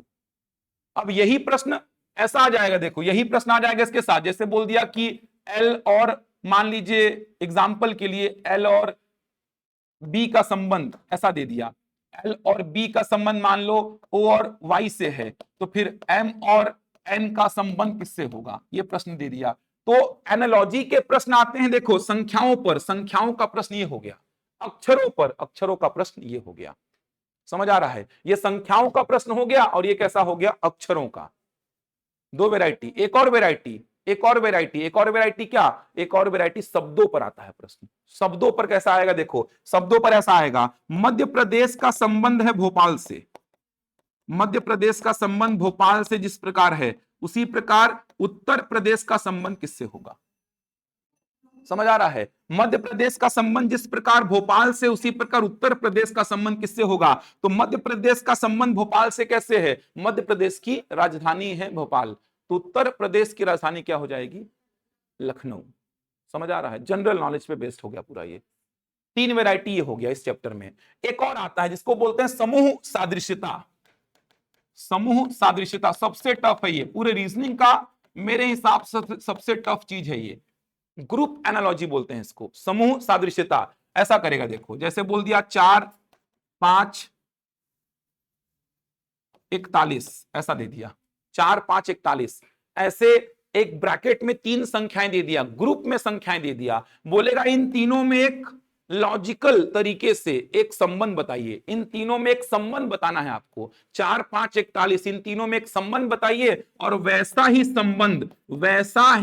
संबंध दिए गए ऑप्शन की कौन सी 3 संख्याओं में आ रहा है। समझ पा रहे हैं? ग्रुप एनालॉजी बोलते हैं इसको। इन तीनों में एक लॉजिकल मैनर में रिलेशन खोजना है अपन को, रिलेशन। समझ आ रहा है? और वैसा ही एज इट इज रिलेशन कौन से ऑप्शन की 3 संख्याओं में देखने को मिल रहा है, वैसा ही पूरा का पूरा संबंध दिए गए ऑप्शन की कौन सी 3 संख्याओं में है। ये चौथा पैटर्न हो गया इस चैप्टर का। ये है एनालॉजी का चैप्टर। समझ आई बात? समझ आए चारों चैप्टर? ये पूरा एक ओवरव्यू दे रहा हूं आपको, तब तो पिक्चर क्लियर रहेगी क्या क्या पढ़ना है, कितना पढ़ना है, कितना आसान कितना टफ, ये सब सीखना पड़ेगा आपको। सीधे चैप्टर में नहीं आ रहा हूं यार, पूरा एनालिसिस बताऊंगा आज, थोड़ा पढ़ाऊंगा, लेकिन उससे पहले पूरे चैप्टर का एक एनालिसिस बता रहा हूं। व्यापम में कितना पढ़ना है अमीन पटवारी के लिए बताऊंगा आपको। अगला वर्गीकरण बहुत इंपॉर्टेंट है। वर्गीकरण का मतलब क्या होता है? क्लासिफिकेशन। क्लासिफिकेशन का मतलब जैसे आपको 4 संख्याएं मैं दे दूंगा, 4 संख्याएं मैं बोला 144, 256, 324 और 442, ये मैं आपको क्या किया, 4 संख्याएं दे दिया, 4 संख्याएं। वर्गीकरण का प्रश्न कैसा बनेगा? बोलेगा इन 4 संख्याओं में से 3 में एक सिमिलैरिटी है। इन 4 संख्याओं में से 3 में क्या है? एक सिमिलैरिटी, मतलब 4 में से 3 संख्याएं किसी प्रकार से क्या है? समान। चौथी संख्या जो अलग है उसको छाटो। समझ आ रहा है? जैसे इसमें लॉजिक क्या लगता है? सर ये 12 का वर्ग है, सर ये 16 का वर्ग है, ये 18 का वर्ग, और ये किसी का वर्ग नहीं है सर, तो अलग क्या है? 442। वर्गीकरण का मतलब क्या? अलग को छाटो। चारों में जो अलग है, 4 में से 3 किसी पैटर्न में क्या होंगे? सिमिलर। 4 में से 3 किसी पैटर्न में सिमिलर होंगे, चौथा अलग होगा, जो अलग है उसको क्या करना है? छाटना। समझ पा रहे हैं? इसको बोलते हैं क्लासिफिकेशन, वर्गीकरण। बहुत आते हैं प्रश्न ये। तो यहां भी क्या करना है आपको? लॉजिक ही ढूंढना है, लॉजिक ही तो ढूंढना है। यही प्रश्न आ जाएगा किसमें? तो यही प्रश्न आ जाएगा अक्षरों पर, यही प्रश्न अक्षरों पर आ जाएगा। मैं बोला AZ BY MN LJ, इन चारों में 3 में एक सिमिलैरिटी है, चौथे को अलग करो जो अलग है। तो आपको समझना होता सर ये दोनों क्या है? विपरीत। ये दोनों विपरीत, ये दोनों विपरीत, ये दोनों विपरीत नहीं है। A और Z एक दूसरे के विपरीत अक्षर कहलाते हैं, बताऊंगा ये सब। B और Y एक दूसरे के विपरीत अक्षर कहलाते हैं। M और N एक दूसरे के विपरीत, L और Z एक दूसरे के विपरीत नहीं है। तो L और Z हो जाएगा आंसर। समझ पा रहे हैं बात को? यही प्रश्न कैसा बनेगा? यही प्रश्न बनेगा कैसा? यही प्रश्न बनेगा शब्दों पर।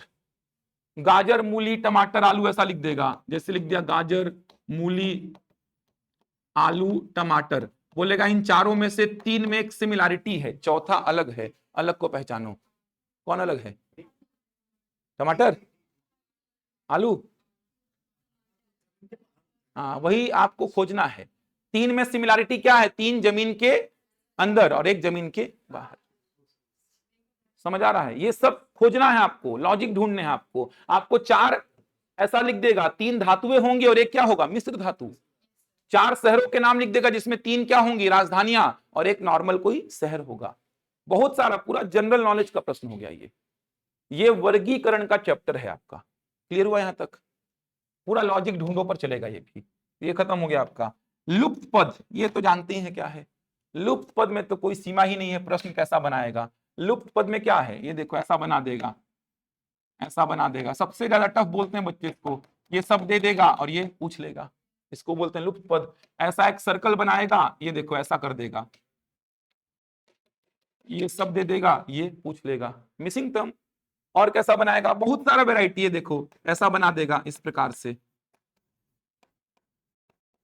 ऐसा बनाएगा, ये सब दे देगा, ये सब दे देगा, ये चारों दे करके ये पूछ लेगा, कुछ भी कर सकता है, इसको लुप्त पद बोलते हैं। ऐसा बना देगा, ये देखो, ये सब दे देगा, ये सब दे देगा, ये पूछ लेगा। बहुत वैरायटी, सीमा ही नहीं है, मैं कितना भी चाहूं उतना इसमें डायग्राम बना बना के नए नए प्रश्न बना सकता हूं। अब इन 6 चैप्टर को देखो, इन 6 चैप्टर को देखो, इन 6 चैप्टर से मैक्सिमम प्रश्न आपको मिलेंगे, पीएससी में भी, व्यापम में भी। तो अपना सबसे पहला टारगेट होगा इन 6 चैप्टर को खत्म करने का। समझ आ रहा है? 20 में से कम मैं बोल रहा हूं 10 से 12 प्रश्न कहीं नहीं जा रहे हैं, कम से कम बोल रहा हूं, कम से कम 10 से 12 प्रश्न इन 6 चैप्टर से आएंगे, कम से कम बोल रहा हूं अमीन पटवारी में, ये लिख के ले लो, कम से कम 10 से 12 बोल रहा हूं। 6 चैप्टर ये हो गए। समझ आया? ऑनलाइन वाले समझ आया यहां तक पूरा? जल्दी बताइए। इन चैप्टर का थोड़ा ब्रीफ जानकारी मैंने दिया है कि इन चैप्टर में प्रश्न कैसे बनते हैं, बनाना कैसे है उनको, उस पर काम करेंगे अपन। जल्दी कमेंट करिए ऑनलाइन में। ये 6 चैप्टर के बारे में मैंने आपको जानकारी बताई, इसके बाद आगे के चैप्टर्स देखेंगे फिर। बोलो भाई जल्दी से ऑनलाइन में। रेगुलर चलेगा क्लास, ध्यान रखिएगा, 1.5 घंटा, 1 महीना 40 दिन में खत्म हो जाएगा पूरा ये।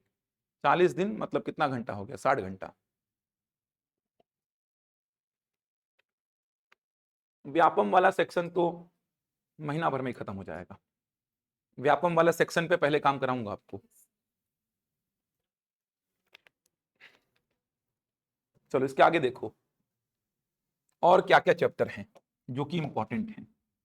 7वां, गणितीय संक्रियाएं, मैथमेटिकल ऑपरेशंस। गारंटीड प्रश्न आता है यहां से, ऐसा कोई एग्जाम नहीं है जहां से प्रश्न आए, और ये सबसे आसान, पूरे रीजनिंग का सबसे आसान चैप्टर है।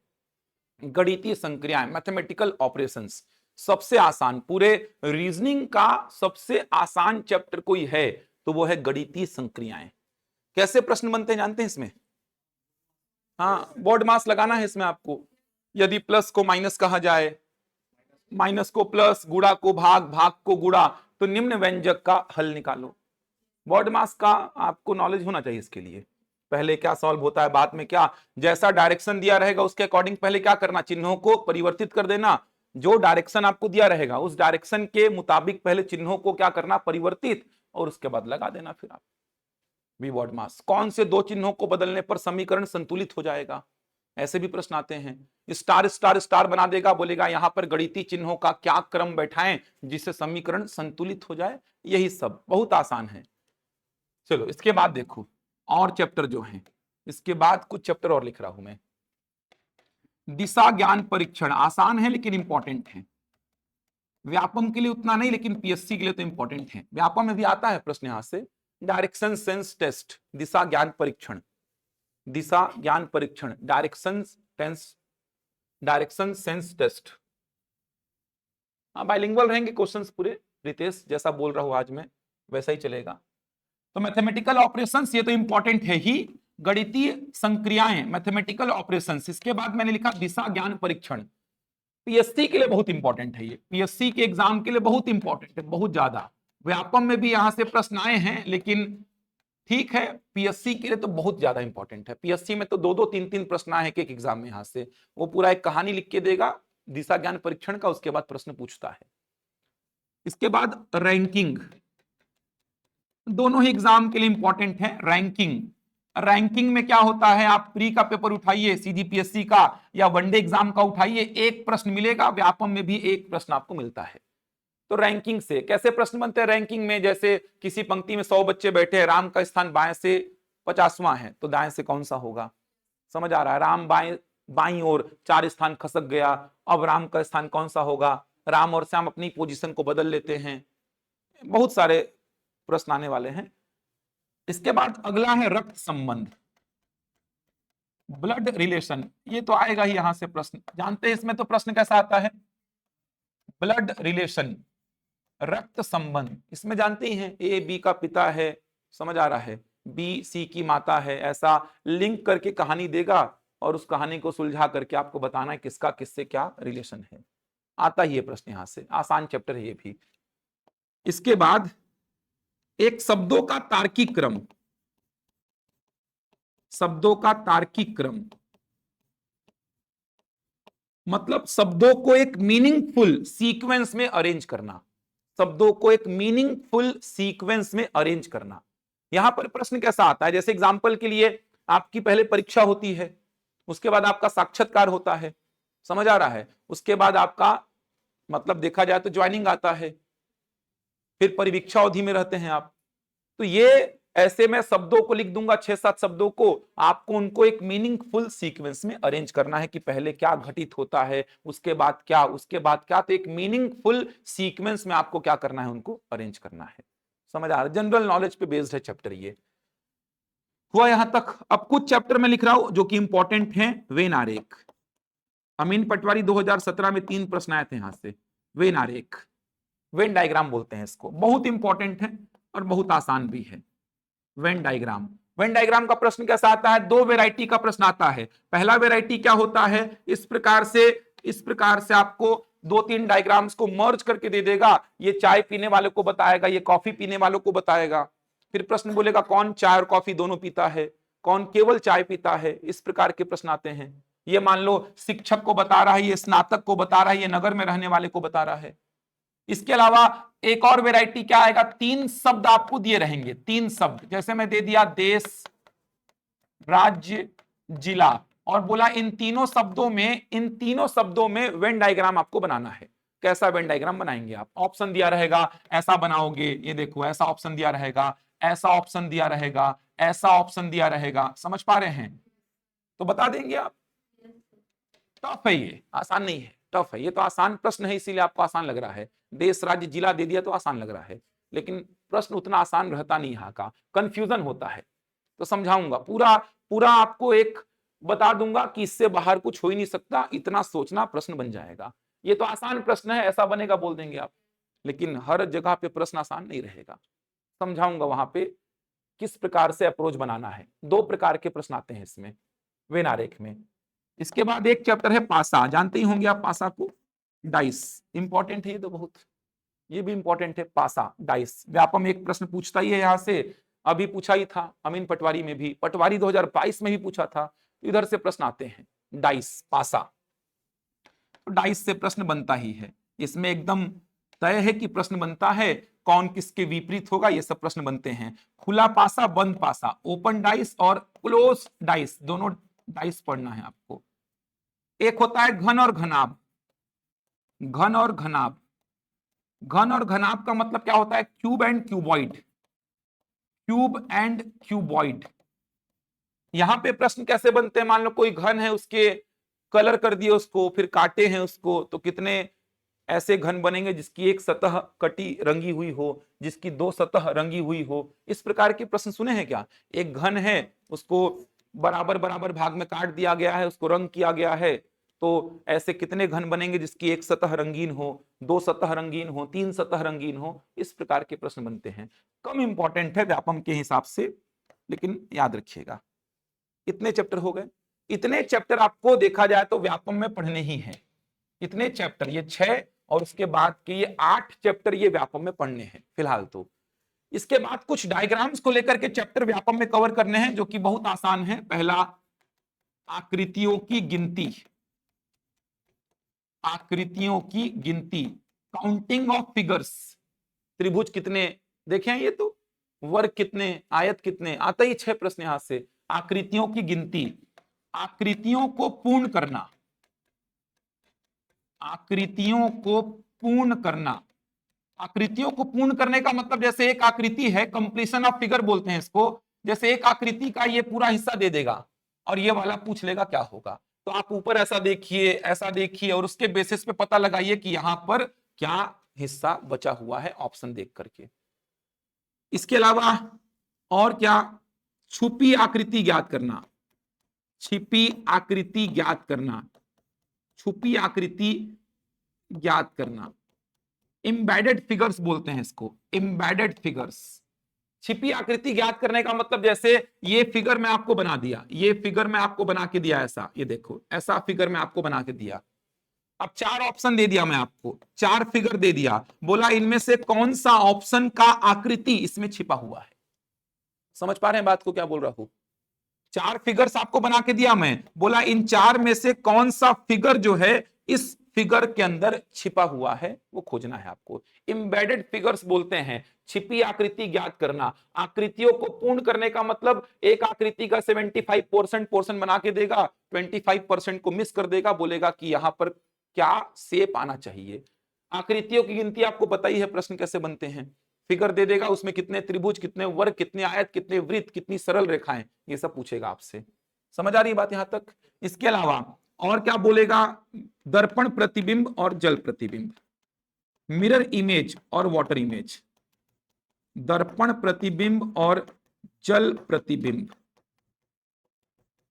दर्पण प्रतिबिंब और जल प्रतिबिंब, mirror image and water image, mirror image and water image. दर्पण प्रतिबिंब और जल प्रतिबिंब, mirror image and water image. दर्पण प्रतिबिंब का मतलब क्या होता है? जैसे ये मान लो आकृति है, इसके सामने आपने दर्पण को ऐसा रख दिया, तो दर्पण में जो आकृति बनी उसको बोलेंगे क्या? दर्पण प्रतिबिंब। समझ आ रहा है? मतलब आकृति के सामने दर्पण को ऐसा रखा आपने, मतलब दर्पण कैसा रखा आपने? वर्टिकल, लंबवत। दर्पण ऐसा रखने का मतलब दर्पण कैसा रखा आपने? लंबवत, वर्टिकल। दर्पण को ऐसे रखेंगे हॉरिजॉन्टल, क्षैतिज। अब दर्पण में जो फिगर बनेगा उसको बोलेंगे जल प्रतिबिंब। जैसे मॉल वगैरह गए होगे तो फ्लोर पूरा, कभी कभी देखे हो, पूरे फ्लोर में कांच लगे रहता है, मतलब पूरा मिरर रहता है पूरे फ्लोर पे। पूरे फ्लोर पे ऐसा मिरर बिछा रहता है, आप उसमें ऐसा चलते हो तो आपको अपना इमेज ऐसा फ्लोर में दिखाई देता है। पैर से ऐसे पैर लगते हुए एक इमेज निकलता है आपका, देखे हो? उसी स्थिति को क्या बोलेंगे? जल प्रतिबिंब। और जो सवेरे आप रेडी होते समय मिरर देखते हो, वो स्थिति क्या है? जल, वो दर्पण प्रतिबिंब, मिरर इमेज। तो मिरर को वर्टिकल रखोगे तो मिरर इमेज, और मिरर को हॉरिजॉन्टल रखोगे तो जल प्रतिबिंब, वाटर इमेज। ऐसा नहीं कि जल से कुछ मतलब है, यहां पे उसको नाम देते हैं जल प्रतिबिंब का। मॉल वगैरह में देखना, अभी बहुत जगह पे अच्छे बड़े मॉल में ऐसा होता है, पूरा नीचे में ऐसा कांच, मतलब वो मिरर बिछा रहता है। जब आप चलते हैं तो आपको दिखा होगा, आपका पूरा इमेज ऐसा बनता हुआ दिखाई देता है आपको नीचे, और पैर से ऐसा पैर लग के निकलता है। नोटिस किए हैं? पैर से ऐसा पैर लग के निकलता है, तो वो स्थिति कहलाती है क्या? जल प्रतिबिंब, वाटर इमेज। और जो सुबेरे मैं रेडी हो रहा हूं तो ऐसा सामने मिरर रखा हुआ है, उसको मैं देख रहा हूं, तो वो कंडीशन क्या है? दर्पण प्रतिबिंब। मतलब दर्पण को रखेंगे वर्टिकल और यहां पे दर्पण को रखेंगे हॉरिजॉन्टल। समझ आ रहा है? आकृति के सामने ऐसा रख दिया दर्पण, तो ये है दर्पण प्रतिबिंब, और ऐसा रखा तो जल प्रतिबिंब। इतना पढ़ना है व्यापम के एग्जाम के लिए, अगर आप व्यापम का अमीन पटवारी दे रहे हैं तो। घड़ी कैलेंडर अभी बचा है, ऑनलाइन वाली चिंता मत करो, आएगा वो। लेकिन अगर आप दे रहे हैं अमीन पटवारी, इतने चैप्टर तो पढ़ने ही है आपको, इतना चैप्टर लेके जाना है। ये चैप्टर दिखने में दिख रहे हैं 5, लेकिन 2 घंटे में पूरे खत्म हो जाते हैं। 2 घंटा ये वाला चलो फिर भी समय लेता है, ये वाले तो 1-1.5 घंटे 2 घंटे में नहीं पढ़ जाते हैं पूरे। ये पढ़ाऊंगा, इसका शॉर्टकट बता दूंगा एक, दर्पण प्रतिबिंब, जल प्रतिबिंब, इतना आसान बताऊंगा कि वो खत्म 10 मिनट में, चाहे तो अभी खत्म कर दो इसको, ऐसा टॉपिक है ये। समझ आ रहा है? एक ट्रिक बताऊंगा, दर्पण प्रतिबिंब जल प्रतिबिंब का लफड़ा खत्म, लफड़ा ही खत्म दोनों का। तो ये टॉपिक तो 10 मिनट का है मुश्किल से। ये 4 चैप्टर दिख रहे हैं आपको अलग अलग, लेकिन ये मुश्किल से 1 घंटे में खत्म हो जाएंगे। ये थोड़ा समय लेता है, तो 2-3 घंटे में ये पूरे 5 के 5 चैप्टर खत्म हो जाते हैं, तो ये लोड नहीं देंगे आपको। ये पूरे चैप्टर कवर करने हैं आपको, अगर आप अमीन पटवारी के पीछे जा रहे हो तो। अमीन पटवारी या व्यापम के किसी भी एग्जाम के लिए जा रहे हो, व्यापम के एग्जाम के लिए ये 6 एकदम मस्ट, इसमें तो काम करना ही है, इसमें तो कुछ छोड़ नहीं सकते आप, कुछ नहीं छोड़ सकते इसमें। ये 6, और ये 6 चैप्टर देखना ना, लिंक में चलेंगे, इसमें जो पढ़ेंगे वो काम आएगा इसमें, इसमें जो पढ़ेंगे काम आएगा इसमें। मतलब हर चैप्टर में आपको अक्षरों से संबंधित बेसिक जानकारियां यूज करनी है, संख्याओं से संबंधित बेसिक जानकारियां यूज करनी है। तो हर चैप्टर में जानकारी सेम रहेगी, अप्रोच थोड़ा थोड़ा बदलेगा प्रश्न को बनाने का। ये अलग अलग चैप्टर हैं सारे, सब अलग अलग हैं, इसका अप्रोच अलग, इसका अलग। ये आसान चैप्टर, इनमें दिक्कत नहीं आएगी, ये आसान चैप्टर है। ये 14 चैप्टर, ये मेनली 14 ही हैं, इनको तो आप 1 घंटे 2 घंटे में निपटा दोगे पूरा। इसमें कुछ तरीके बताऊंगा, ये प्रॉब्लम करता है बच्चों को, काउंटिंग ऑफ फिग्स, ये प्रॉब्लम करेगा। इसके अलावा कुछ और चैप्टर में लिख रहा हूं जो कि व्यापम के लिए उतने इंपॉर्टेंट नहीं है। एक है घड़ी। अब दिक्कत क्या है ना कि जैसे मैं बच्चों को बोलता हूं कि ये इंपॉर्टेंट व्यापम के लिए नहीं है, एक आधी 2 बार प्रश्न आया है, लेकिन घड़ी का जो प्रश्न अमीन पटवारी में ही आया था 2017 में। समस्या ये भी है, एक आधी दो बार आया है, लेकिन अब दिक्कत है कि एक आधी दो बार आप ही के साथ हो जाए तो लफड़ा है वो। अब घड़ी का प्रश्न आप देखेंगे तो अमीन पटवारी 2017 में आया है। अब मैं बोल दूं कि इंपॉर्टेंट नहीं है, व्यापम के लिए छोड़ दो और आपके एग्जाम में ही आ जाए तो दिक्कत है। इसलिए बोलता हूं कि पूरी तैयारी करके बैठो, आप पूरी तैयारी करके बैठो ताकि कोई संभावना ना रहे प्रश्न के छूटने की। अभी कैलेंडर का प्रश्न दे दिया था इसमें पुलिस आरक्षक भर्ती में, ये वाला कैलेंडर कब रिपीट होगा वापस से। तो घड़ी और कैलेंडर बहुत ज्यादा इंपॉर्टेंट नहीं है, बहुत रेयरली क्वेश्चन यहां से देखे गए हैं, लेकिन आप पढ़िए, मेरा सजेशन है कि पढ़िए, कोई भरोसा नहीं है। 2017 के अमीन पटवारी में आया था प्रश्न यहां से घड़ी से। 3 चैप्टर जो लिखूंगा ये बिल्कुल छोड़ सकते हो व्यापम के लिए। एक बैठक व्यवस्था, सीटिंग अरेंजमेंट बोलते हैं इसको, पहली परीक्षण पजल टेस्ट बोलते हैं, एक न्याय निगमन इसको बोलते हैं सिलॉग, और एक आपका आव्यूह, इसको भी छोड़ सकते हैं, मैट्रिक्स। ये चैप्टर तो बिल्कुल व्यापम के लिए छोड़ सकते हैं। 15 से 20 दिन का समय लेता है खत्म होने में, 15 से 20 घंटे का समय लगता है इसको खत्म करने में। आव्यूह, मैट्रिक्स, न्याय निगमन जानते हैं, कुछ कुत्ते बिल्ली हैं, कुछ बिल्ली शेर हैं, सभी शेर चूहे हैं, कथन, उसके बाद निष्कर्ष। ये देखना तो ऐसा पढ़ाऊंगा आप बैंकिंग एसएससी तक का प्रश्न कर लेंगे। इसको पढ़ाने का तरीका ही अलग अलग व्यक्ति का अलग अलग रहता है। मैं पढ़ाऊंगा वैसे ही चलना, एक भी प्रश्न चाहे बैंकिंग का उठा लो, क्योंकि 2021 वाला पेपर देखेंगे ना पीएससी का, बहुत टफ आया था न्याय निगमन का क्वेश्चन। अपन केवल ऐसा पढ़ते हैं कुछ ए बी है और सभी जानते हैं इसके बारे में, चलो कुछ ए बी है सब जानते हैं, लेकिन ऐसा आ गया था केवल कुछ ए बी है, some A are B only a few A are B, दोनों में फर्क हो गया, ऐसा दिया था। कुछ ए बी है सब जानते हैं, डायग्राम भी जानते हैं सर, ऐसा बना दो, कुछ ए क्या है बी, ऐसा बना दो डायग्राम, लेकिन केवल कुछ ए बी है, इसमें फर्क हो जाएगा। एक और स्टेटमेंट आया था केवल ए बी है, ये देखो ओनली ए इज बी, देखो तीनों अलग अलग स्टेटमेंट हो गए। इतना टफ है ना ये टॉपिक, तो अगर नहीं पढ़ेंगे इसको तो बनेगा ही नहीं क्वेश्चन। जो दिखता है वो होता नहीं इसमें, और जो होता है वो दिखता ही नहीं है।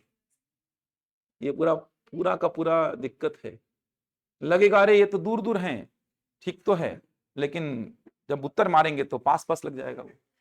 ये समस्या है, ये लगेगा ऐसा, जैसे मैं डायग्राम ऐसा बना दिया, देखो ए बी सी ऐसा बना दिया, मैं बोला कोई ए सी नहीं है, निष्कर्ष सही है कि गलत, कोई ए सी नहीं है, नो ए इज सी, लग रहा है सही है लेकिन गलत है वो निष्कर्ष।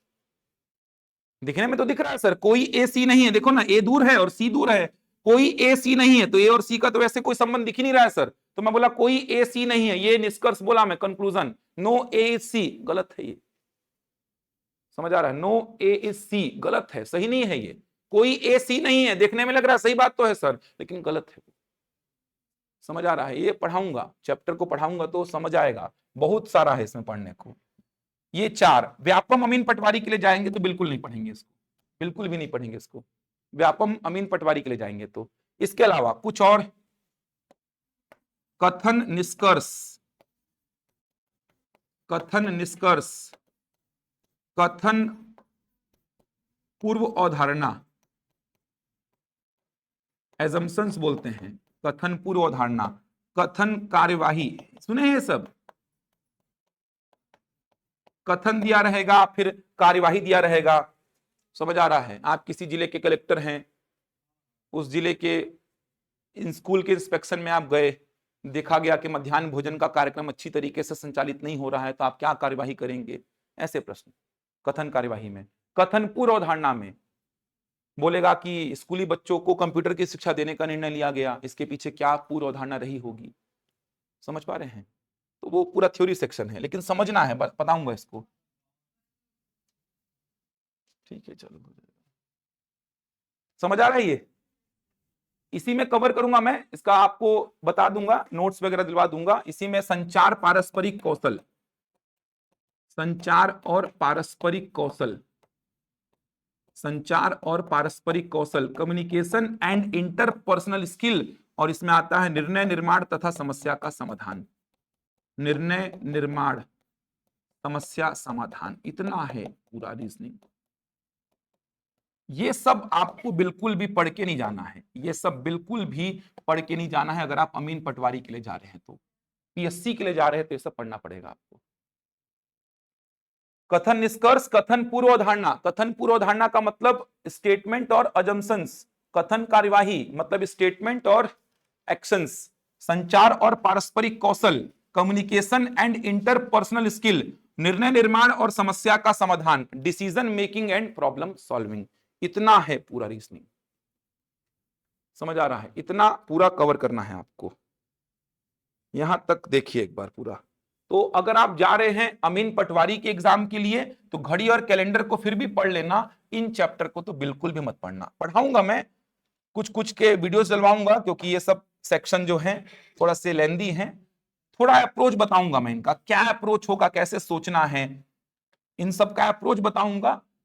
ये सब तो पढ़ाऊंगा, ये बहुत काम के हैं, लेकिन ये सब को पढ़ाऊंगा अमीन पटवारी के बाद। ये जितना भी सेक्शन आपको दिख रहा है, ये पूरा सेक्शन अमीन पटवारी के बाद पढ़ाऊंगा। यहां तक देखिए एक बार।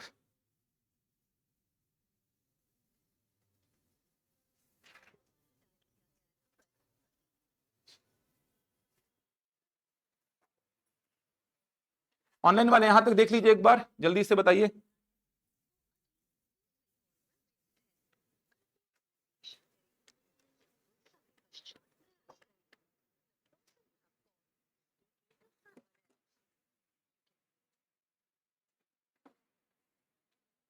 एसआई मेंस में पूरा है, एसआई मेंस में कुछ नहीं छोड़ना है। पूछिए, कमेंट करिए फटाफट, मैं बताता हूं आप लोग की कमेंट के आंसर। मैथ्स और रीजनिंग अमीन पटवारी में जितना लिखा है उतना मैं कोशिश करूंगा 2 महीने में खत्म कर दूं। डेली 1.5 घंटे क्लास इसीलिए लगा रहा हूं, और संडे संडे को एक्स्ट्रा क्लास लगा रहा हूं, ताकि अमीन पटवारी के अलावा 1 महीने का और बचेगा सिलेबस। अमीन पटवारी के अलावा 1 महीने का सिलेबस और बचेगा। तो अमीन पटवारी के अलावा ये जो टॉपिक्स है ना, इन सबको कवर करने में लगभग 20-25 दिन लगता है, 20-25 घंटा। बड़े बड़े चैप्टर हैं ये। बैठक, पहली, न्याय निगमन, आव्यूह।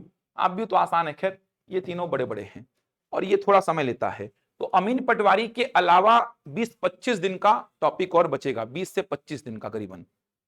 ऐसे ही गणित में बताऊंगा शाम को, और स्टार्ट करूंगा। गणित में उतना समय लगेगा नहीं, क्योंकि गणित में मेरे को बताना नहीं पड़ेगा किस चैप्टर में प्रश्न क्या आएगा। अब प्रतिशत में तो पता ही है आपको, प्रतिशत के प्रश्न आएंगे, औसत में औसत के प्रश्न आएंगे। रीजनिंग में समय लगा, चालू नहीं कर पाया रीजनिंग का आज पहला टॉपिक, क्योंकि रीजनिंग थोड़ा सा बच्चों के साथ फैमिलियर नहीं है। रीजनिंग में बच्चों को समझ में नहीं आता कि किस चैप्टर में कैसे प्रश्न बनेंगे। तो अमीन पटवारी के लिए देखो, ये 6 चैप्टर पहले खत्म करेंगे अपन, और अपन सारे लेवल के प्रश्नों को लगाएंगे।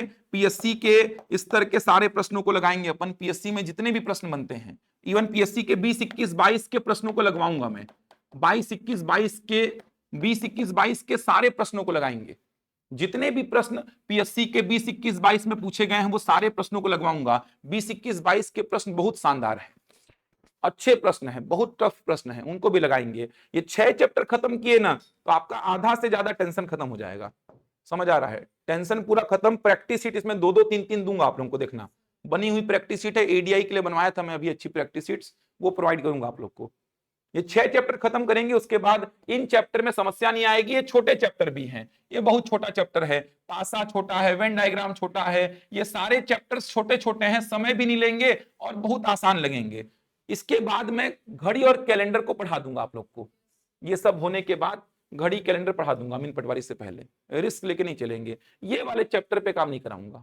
अमीन पटवारी के एग्जाम से पहले इन चैप्टर पे काम नहीं करेंगे अपन। इन चैप्टर पे अमीन पटवारी के बाद काम कराऊंगा।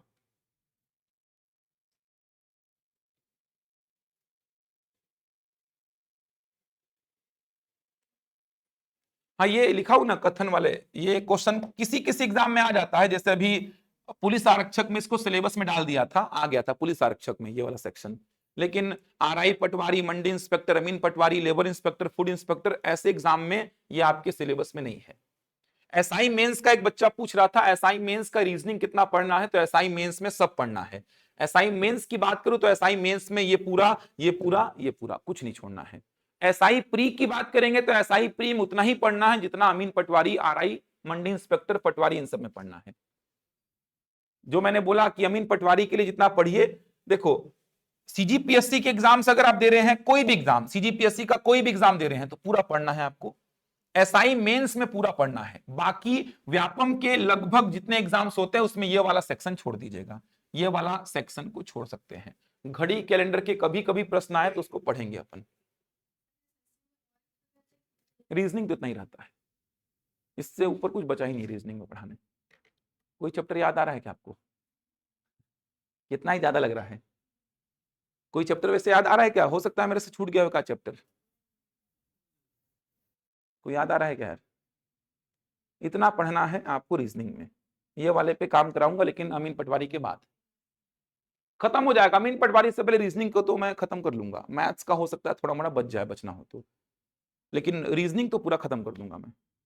रीजनिंग में समय ज्यादा लगता नहीं है।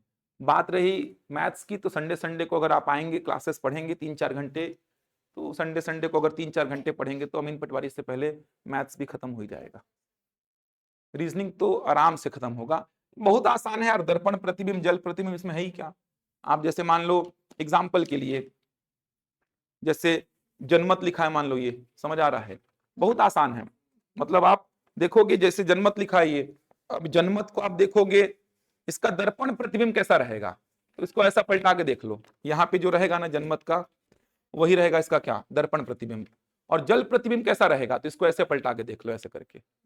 एकदम सिंपल तरीका बताऊंगा, समझ आ रहा है। ये सब तो चैप्टर से ही खत्म हो जाते हैं। आकृति को थोड़ा डार्क करके बना लो अपने पेज में, थोड़ा डार्क करके बना लो।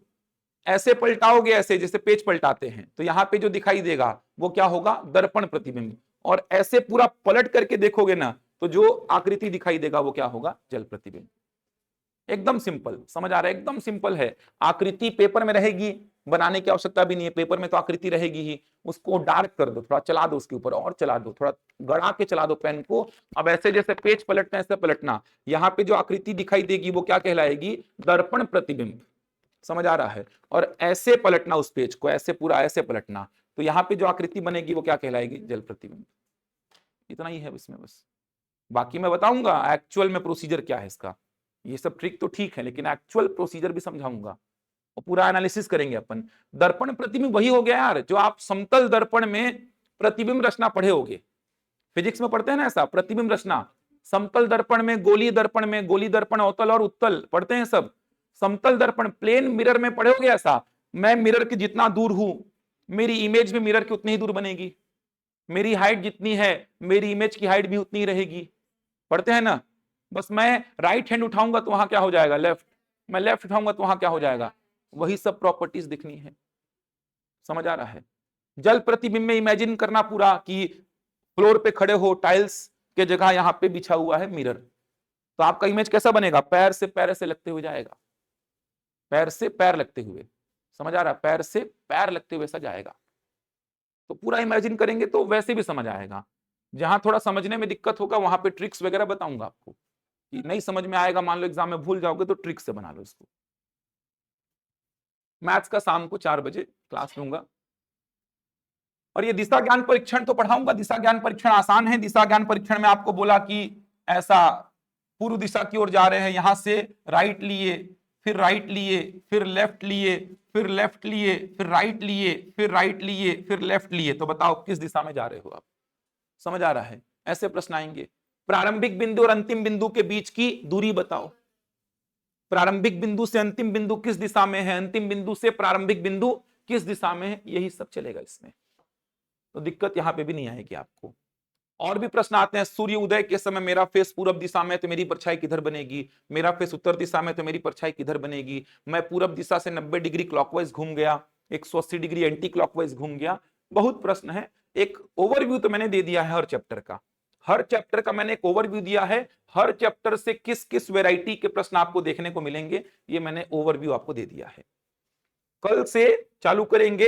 इन 6 चैप्टर में जितनी बेसिक बातें लगेंगी, सारी बेसिक बातें कल शुरुआत के आधे घंटे में लिखूंगा मैं, आधे पौन घंटे में। 1.5 घंटे क्लास कम से कम हर दिन लूंगा। इन 6 चैप्टर में, इन 6 के 6 चैप्टर में, 6 चैप्टर एक ही हैं, इन 6 के 6 चैप्टर में केवल आपको लॉजिक ढूंढना है। तो इन 6 चैप्टर में जितनी बेसिक बातें आपको यूज में आएंगी, जितनी बेसिक बातें अक्षरों को लेकर के और संख्याओं को लेकर के, अक्षरों का प्लेस वैल्यू, अपोजिट वैल्यू, बहुत सारी बातें लिखवाऊंगा। स्वर, व्यंजन, सिंगल डिजिट वाले अक्षर, डबल डिजिट वाले अक्षर, जितनी बेसिक बातें अक्षरों को लेकर के यूज में आएंगी वो, और जितनी बेसिक बातें संख्याओं को लेकर के यूज में आएंगी वो, शुरू के आधे पौन घंटे में लिखवा के कोडिंग डिकोडिंग चालू करूंगा कल में। यहां तक पूरी बातें समझ आई? कुछ डाउट है मन में तो बताइए। व्हाट्सएप ग्रुप बनेगा जो मैथ्स और रीजनिंग का सेपरेट बैच वाले बच्चे हैं, व्हाट्सएप ग्रुप आज बन जाएगा। प्रैक्टिस शीट्स वगैरह मिलती रहेंगी। टाइमिंग फिक्स है, टाइमिंग में कोई बदलाव रहेगा नहीं यार, टाइमिंग एकदम फिक्स है, ये सुबह शाम दोनों का। व्हाट्सएप ग्रुप बनेगा आप लोग का ऑनलाइन में, जो मैथ्स और रीजनिंग के 6 अक्टूबर वाले बैच के बच्चे हैं, 6 अक्टूबर बैच के जो बच्चे हैं, इनका सेपरेट एक व्हाट्सएप ग्रुप बनेगा। उसमें प्रैक्टिस शीट्स वगैरह, ये पीडीएफ वगैरह आते रहेंगे। बुक्स वगैरह फॉलो करने की आवश्यकता नहीं, कोई सी भी। आपको नोट्स बनाना है, नोट्स मैं बताऊंगा क्लास में, उसको लिखिए अपने नोट्स में, वही नोट्स रहेगा। मेरे से कुछ उम्मीद नहीं करेंगे अलग से नोट्स का, वही नोट्स आपको जो बनाना है उसी को नोट्स बोल रहा हूं मैं। प्रैक्टिस सेट भरपूर मिलता रहेगा, प्रैक्टिस सेट का डिस्कशन क्लास में कराऊंगा मैं। बुक्स वगैरह मत पढ़िए, फालतू है, कोई मतलब नहीं है, सारे क्वेश्चंस कवर कर लूंगा मैं उसमें। तो बुक्स और प्रैक्टिस शीट्स, मैं प्रैक्टिस शीट को ही लेकर के चलिए, बुक्स वगैरह को फालतू का। बुक्स लेंगे तो उसमें बहुत सारे प्रश्न हैं अननेसेसरी, 100 150 प्रश्न भी रहते हैं, उतना लगाने की आवश्यकता नहीं है। जितना चाहिए रहेगा वो आपके नोट्स में और प्रैक्टिस सेट में रहेगा। कल स्टार्ट करूंगा ये 6 चैप्टर का पूरा बेसिक। 6 चैप्टर पे काम देखना हो जाएगा तो बहुत बड़ा टेंशन खत्म होगा दिमाग से, लगेगा कि रीजनिंग बन जाएगा, उसका टेंशन नहीं है। चलिए देखते हैं फिर, बन जाएगा व्हाट्सएप ग्रुप, शाम तक बन जाएगा, चिंता मत करिए। चलिए शाम को मैथ्स का क्लास लूंगा जो 6 अक्टूबर बैच वाले हैं, 4 बजे से 5:30 तक लूंगा। वहां पर थोड़ा सा चैप्टर को समझाऊंगा मैथ्स के, और फिर चालू करूंगा वहां पे पहला चैप्टर। वहां पे इतना एक्सप्लेनेशन नहीं दूंगा क्योंकि यहाँ पे रीजनिंग के चैप्टर्स थोड़े से नए लगते हैं, इसीलिए मुझे देना पड़ा है। मैथ्स में इतना सब नहीं दूंगा, सीधे टॉपिक में आऊंगा फिर। चलो मिलते हैं।